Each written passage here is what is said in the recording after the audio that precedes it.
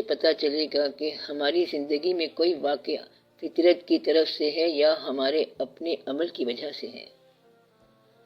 جب کوئی واقعہ آپ کے عمل کی وجہ سے آ جائے، یعنی بائی وے آف پنشمنٹ، تو وہ وقت غور کرنے کا ہوتا ہے کہ اس پنشمنٹ سے، سزا سے بچنے کا کیا طریقہ ہے، جو کہ پاسٹ کی ماضی کی غلطی ہے اور وہ وقت گزر چکا ہے۔ اس وقت کے لیے توبہ رکھی گئی ہے۔ وہ غلطی جس کے کرنے کا ٹائم گزر گیا، اب وہ غلطی اپنا نتیجہ لے آئی ہے، تو اس سے بچنے کا ایک طریقہ تو یہ ہے کہ یا تو دوبارہ وہ وقت آ جائے، یہ احساس کہ اگر دوبارہ وہ وقت آ جائے تو میں ایسی بات نہیں کروں گا، یہ توبہ کی ابتدا ہے۔ اور جب توبہ میں داخل ہو گیا تو توبہ کا مطلب یہ ہوتا ہے کہ انسان رحمت میں داخل ہو گیا۔ اور رحمت کا کام کیا ہے؟ رحمت کا کام یہ ہے کہ آپ کو آپ کی غلطیوں کے نتیجے سے بچائے۔ رحمت کیا کرتی ہے؟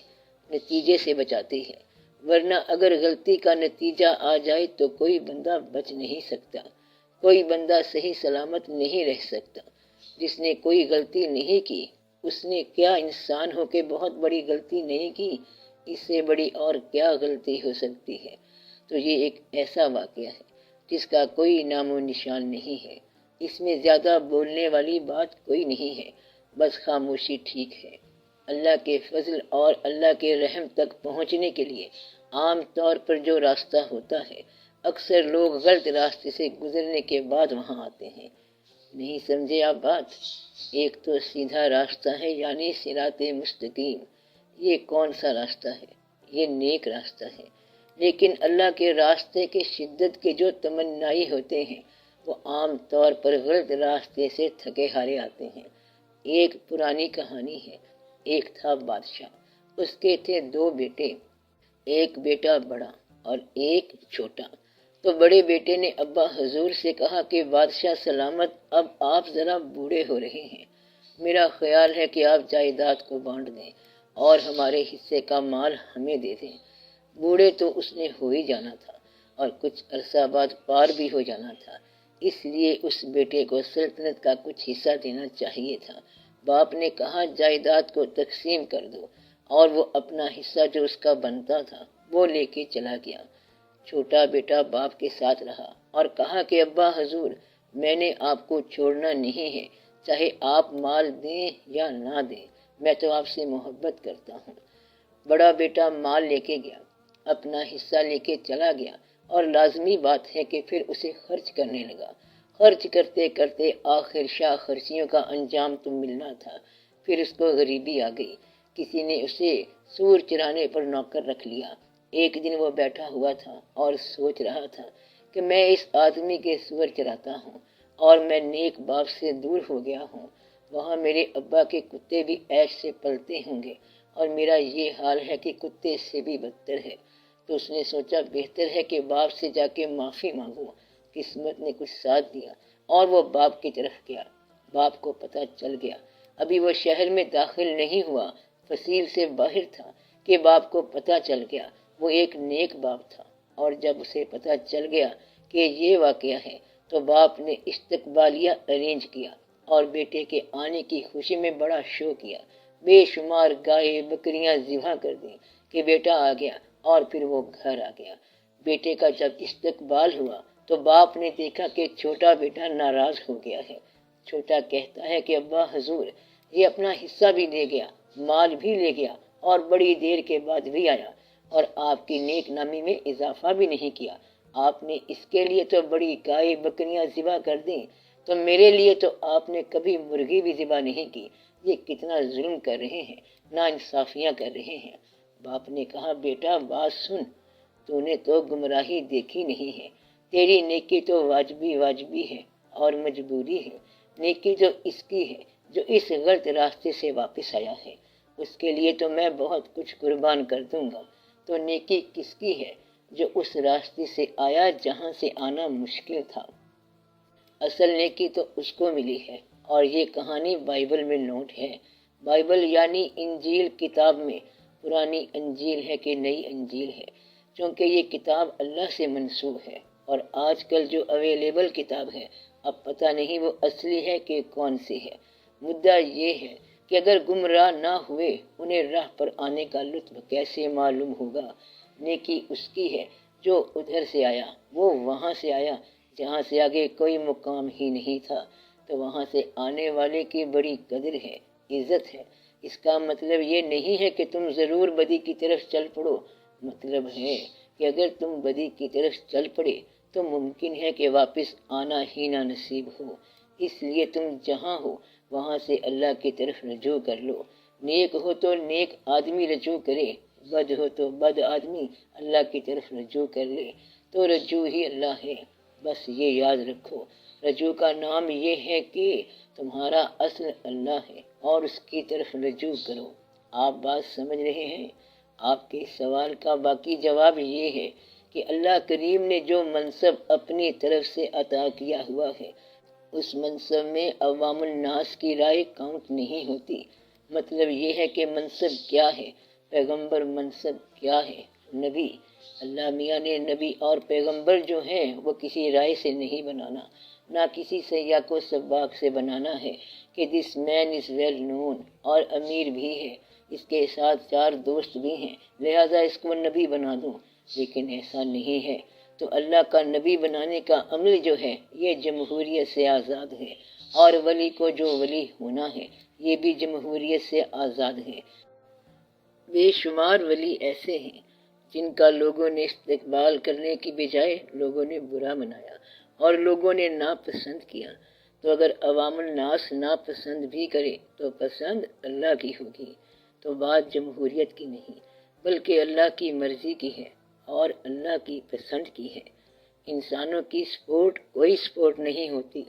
آپ دیکھ چکے ہیں کہ کتنی عوامی سپورٹ کے باوجود the man was hanged، ایک سربراہ کو پھانسی لگا دی گئی۔ کوئی جمہوریت اس کو بچانے کے وقت پر نہ آئی اور کوئی جمہوریت کام نہ آئی۔ یہ سارے کے سارے جمہوریت کے پسے ہوئے کارندے ہیں، یہ جمہوریت کی راہ کے لیے پٹے قافلے ہیں، اور اب یہ پھر جمہوریت کی دیوار بنا رہے ہیں۔ اوپر سے جب منشا کا ٹریکٹر چلے گا تو سب صاف ہو جائے گا۔ تو منشا فطرت کا ہوتا ہے، تو منشا حکمران کے کام نہیں آتی بلکہ منشا اللہ کی ہوتی ہے۔ اس لیے 2 جھوٹے جب آپس میں لڑ رہے ہوں تو اس کا مطلب یہ نہیں کہ سچ گم ہو گیا۔ وہ سچ ایک دائرے میں سوچ رہا ہوتا ہے کہ اچھا ہم اس کے ساتھ ابھی بات کرتے ہیں، تو سچ بہرحال سچ ہوتا ہے۔